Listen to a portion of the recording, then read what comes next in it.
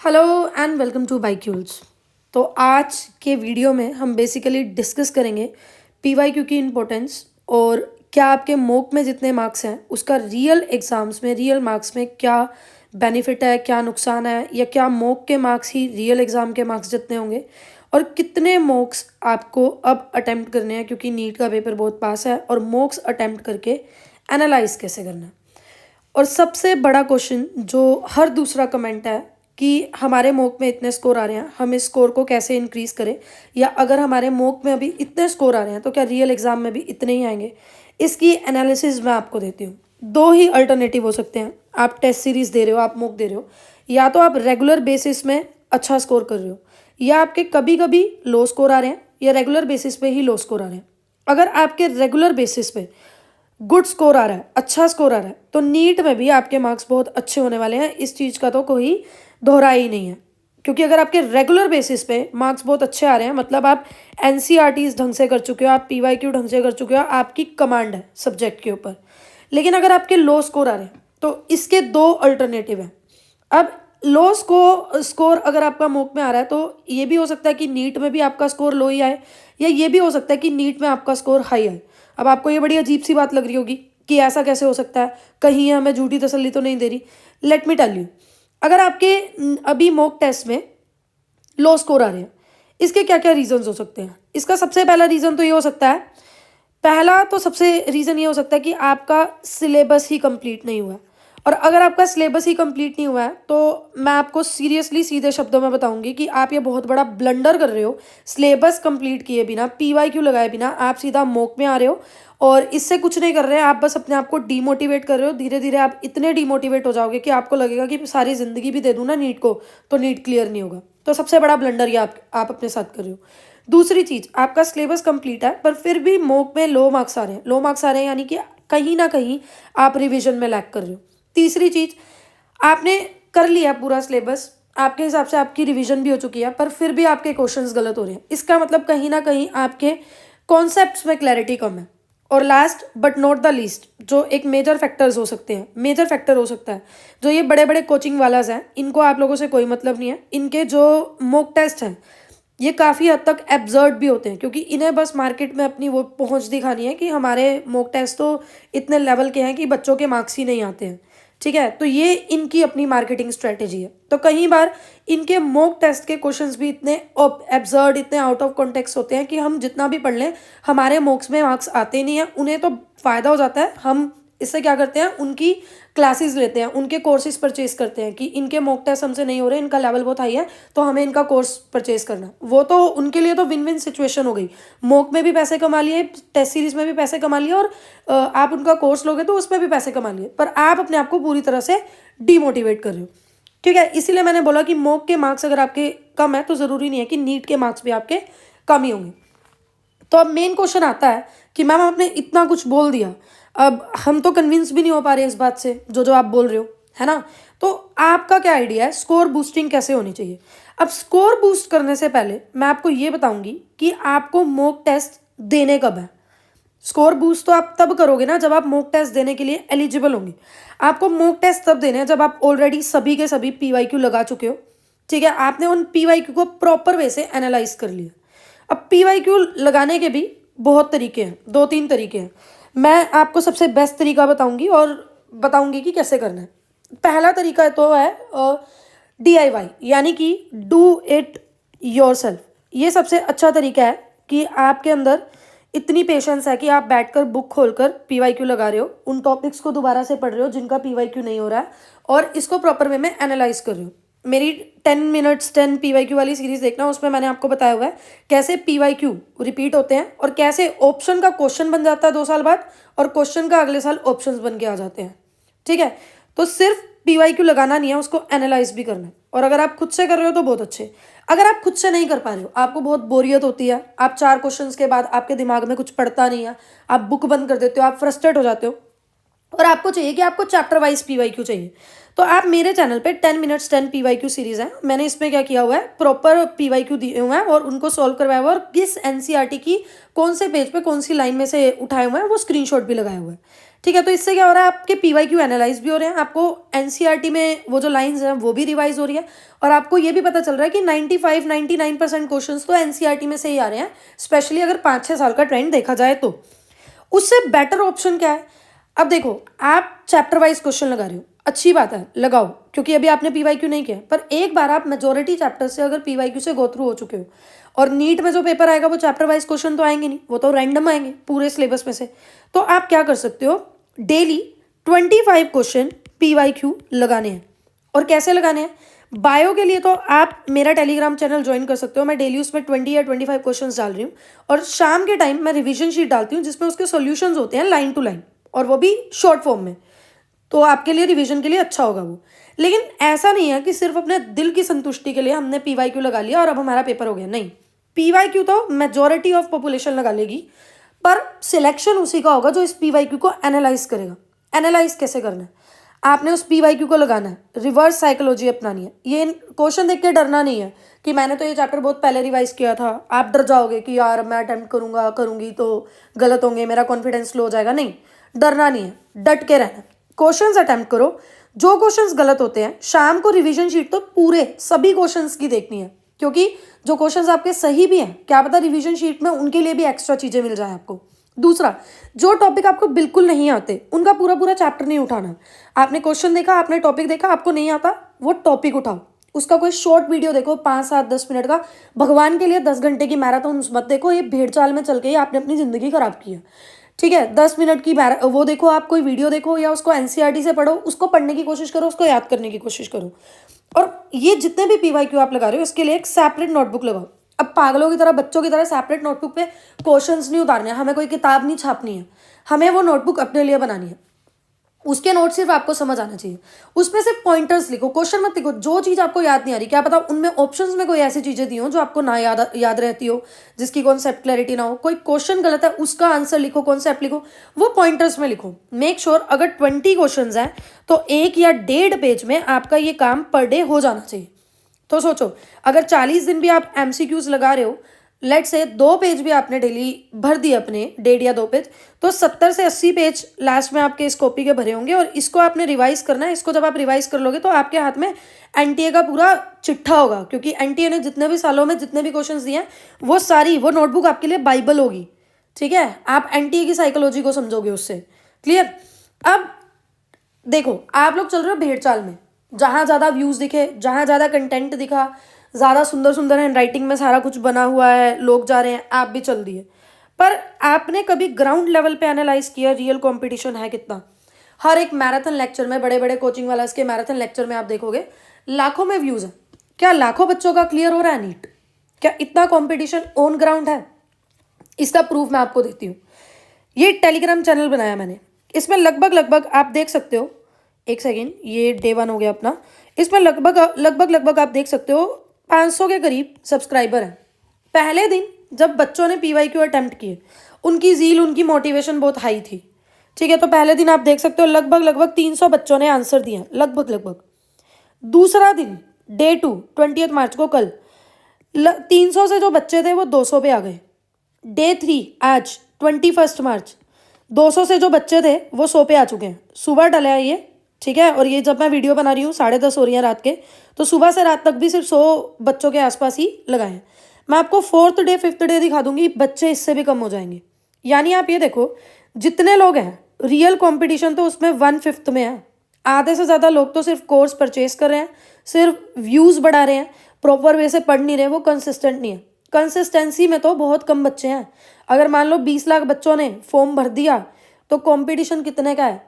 ठीक है, 4 लाख का ही है, और उस 4 लाख में भी पूरा नहीं है, क्योंकि ये तो सिर्फ 500 सब्सक्राइबर हैं, थोड़े सीरियस सब्सक्राइबर हैं। आधे से ज़्यादा सब्सक्राइबर्स ने तो अब तक होप छोड़ दिया है। ये तो वो हैं जो लास्ट मिनट में अब तक 1 महीना 1.5 महीना जो बचा है उसमें प्रिपरेशन कर रहे हैं।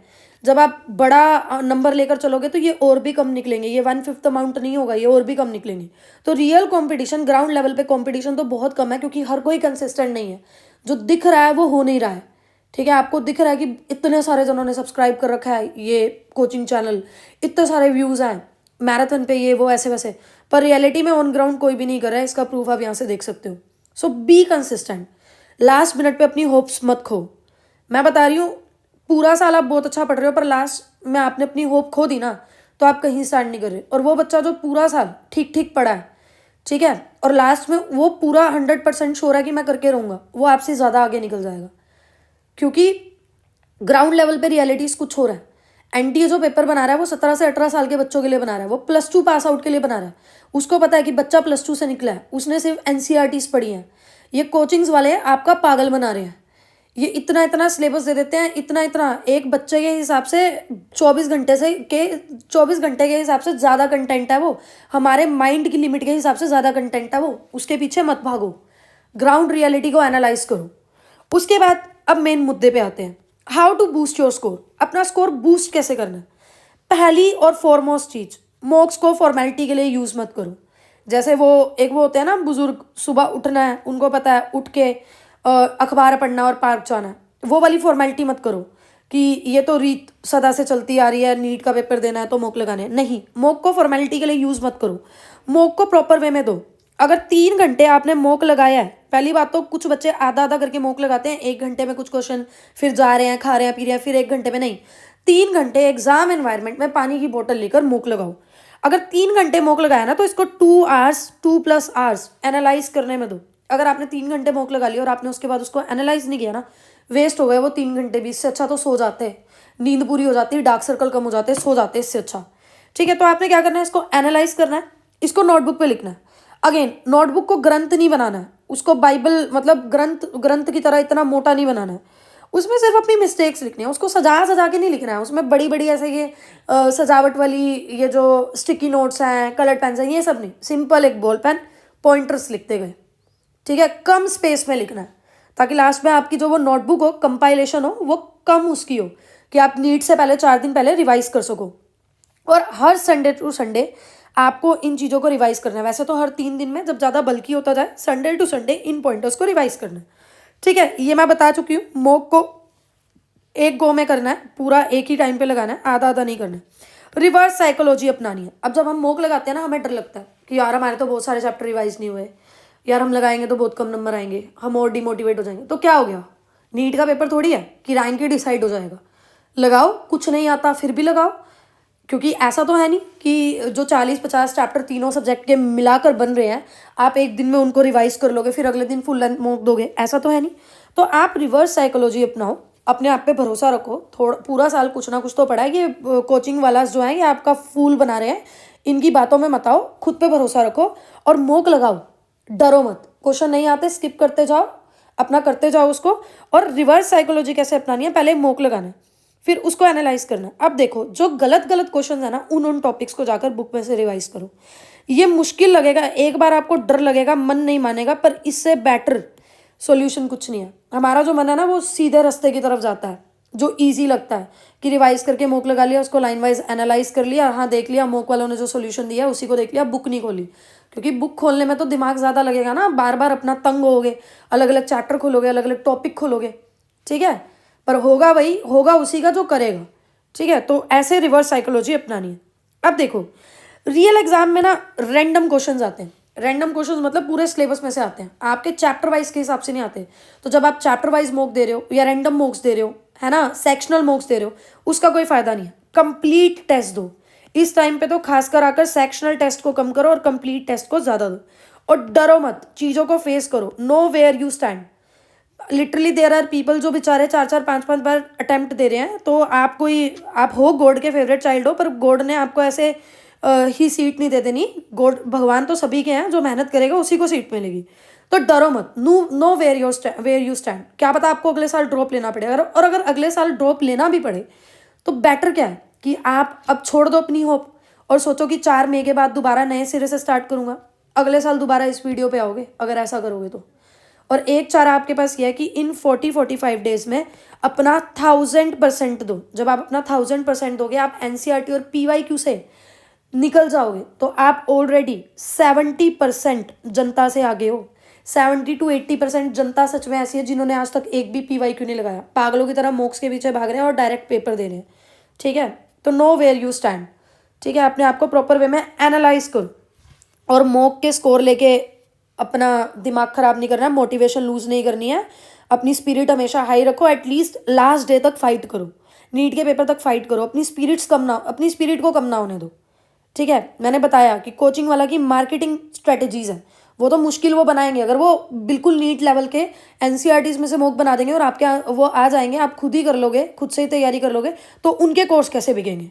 ठीक है, तो भेड़ चाल में नहीं चलना है, शेर अपना रास्ता खुद बनाता है, मैं हमेशा कहती हूँ।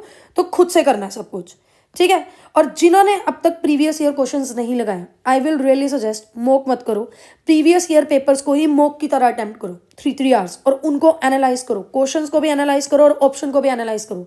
नहीं यकीन होता तो प्रूफ जाकर देख लो, 10 मिनट 10 PYQ सीरीज में हर एक लेक्चर में मैंने बता रखा है कैसे इस साल कुछ चीज ऑप्शन में है और अगले साल वही चीज क्वेश्चन की स्टेटमेंट में है। ठीक है, क्लियर। अब आपने मॉक टेस्ट को या रियल एग्जाम को अप्रोच कैसे करना है। फर्स्ट गो में आपने सिर्फ शॉर्ट क्वेश्चन करने हैं जो आपको कंपलसरी पता है। अब क्या पता है, ऐसे सिर्फ बहुत थोड़े से क्वेश्चन हो जो आपको कंपलसरी पता हो, ऐसे सिर्फ बहुत थोड़े से क्वेश्चन हो, पर घबराना नहीं है। ठीक है, किसी के कहने पे नहीं चलना, ऐसे टेंशन नहीं लेनी कि यार इतने थोड़े से क्वेश्चन में शॉर्ट हूँ, मेरा कैसे होगा। नहीं, 3 घंटे कुछ नहीं सोचना है, पेपर को उसका टाइम दो। वो पेपर 3 घंटे का वो डिजर्व करता है कि आप 3 घंटे बैठ के उससे टाइम दो। तो शॉर्ट क्वेश्चन को करो और अंडरलाइन द कीवर्ड्स। कई बार बेवकूफ़ी में गलत कर देते हैं हमने पढ़ लिया, ऊपर इनकरेक्ट स्टेटमेंट लिखी हुई है, पर ऑप्शन पढ़ते पढ़ते हम फिर भूल गए, करेक्ट वाली को कर आ रहे हैं, तो आंसर तो हमारा गलत ही हो गया ना। उसको अंडरलाइन कर लो वहीं पर, इनकरेक्ट और करेक्ट स्टेटमेंट को। और हमेशा जो टेस्ट है, टेस्ट एनवायरनमेंट में ही दो, 3 आवर्स लगा कर ही दो, और OMR शीट पर ही दो, रैंडमली अपनी रफ नोटबुक पे मत दो। फिर सेकंड राउंड में आपने क्या करना है, जैसे 4 ऑप्शन दिए हुए हैं, आपको 2 में डाउट है, 50-50 खेलना। केबीसी में खेलते हैं ना 50-50, वैसे खेलना, इन वाले क्वेश्चंस को अटेम्प्ट करना। और इवन इफ आपने कोई क्वेश्चन देखा, इसके 4 ऑप्शन दिए हुए हैं, आप पहले ही ऑप्शन में आपको पता चल गया सही आंसर ये है, पर आपने बाकी ऑप्शन जरूर देखने हैं, इस ट्रैप में नहीं फंसना है। ठीक है, अब बात आती है कि मैम हम कितने मॉक्स अटेम्प्ट करें, क्योंकि हमें खुद की बात पे तो तसल्ली होगी नहीं, हमें पता सब है, पर हमें किसी से सुननी है ये चीज़ें कि हम सही जा रहे हैं या गलत जा रहे हैं। तो देखो, मैं आपको कोई फॉल्स होप नहीं दूंगी, ये बड़ा सब्जेक्टिव क्वेश्चन है। अगर आप किसी से पूछ रहे हो तो आप कितने मॉक्स देने चाहिए, तो आप बहुत मूर्ख हो, क्योंकि किसी को नहीं पता आप कहाँ स्टैंड करते हो। तो ये बड़ा subjective, person to person vary करने वाला क्वेश्चन है। अगर आपके 1 या 2 ड्रॉप हो चुके हैं, आपकी अच्छी तरह आप सिलेबस से जा चुके हो, PYQ से गुजर चुके हो, तो आप हर अल्टरनेट डे पे एक मॉक दो, हर अल्टरनेट डे पे एक मॉक दो। और रिमेंबर, अगर मॉक दे दिया तो एनालाइज नहीं किया, और एनालाइज नहीं किया तो गई भैंस पानी में। मत ही देते, 3 घंटे सो जाते, 3 घंटे मूवी दे देते, दिल को तो तसल्ली मिल जाती, खुश तो होते, है ना। तो एनालाइज नहीं किया तो कोई फायदा नहीं है। दूसरी बात, अगर आप फर्स्ट टाइमर हो, आपने कुछ चैप्टर्स के PYQ लगा लिए हैं और कुछ के नहीं लगाए, तो पहली बात तो ये, डेली कुछ PYQ करो। मेरे चैनल पे से कर सकते हो, कहीं से भी कर सकते हो यार, मैं तो ये भी नहीं कह रही कि मेरे चैनल में से करूँ, बस आप लोग सिलेक्शन ले लो, मुझे और कुछ नहीं चाहिए। दूसरा, हर 4-5 दिन में एक मॉक लगाओ और उसको प्रॉपर वे में एनालाइज करो। तीसरे बच्चे, वो मैम अभी सिलेबस भी कंप्लीट नहीं हुआ है, तो देखो मैं शुगर कोटेड बातें नहीं करूंगी जस्ट बिकॉज आपको पसंद आए और आप मेरे सब्सक्राइबर बढ़वा दो, मुझे ऐसे सब्सक्राइबर नहीं चाहिए। Let me tell you the ultimate truth, अगर आपका सिलेबस कंप्लीट नहीं है तो बच्चे आप रेस से बाहर हो। इस चीज़ को लेके अपना दिल छोटा मत करो, बजाय कि अपना दिल छोटा करने के आप अपना 100% दो, क्योंकि अगर आप ड्रॉप भी करते हो तो time will pass any how, वो अगला साल भी निकल जाएगा। तो बेटर है नीट होने के बाद से स्टार्ट करो, बल्कि आज ही स्टार्ट कर दो, और अटैम्प्ट भी ज़रूर दो। ठीक है, नीट के अटैम्प्ट को भी दो, और क्या करो, NCERT को प्रॉपर वे में करना स्टार्ट कर दो, सेल्फ स्टडी करो, PYQ को एनालाइज करो, जिससे आपको बाकी के लोगों से एज मिल जाएगा अगले अटैम्प्ट में। जो आज इस अटैम्प्ट में टॉपर मिलेगा वो भी कभी बिगनर होगा। अगर वो ऐसा सोचता कि मैं तो बाद में 1 महीने बाद स्टार्ट करूंगा, जब नए बैचेस स्टार्ट होंगे, तो वो भी आज टॉपर ना होता। ठीक है, तो इट्स नेवर टू लेट, और अपनी स्पिरिट्स को नहीं खोना।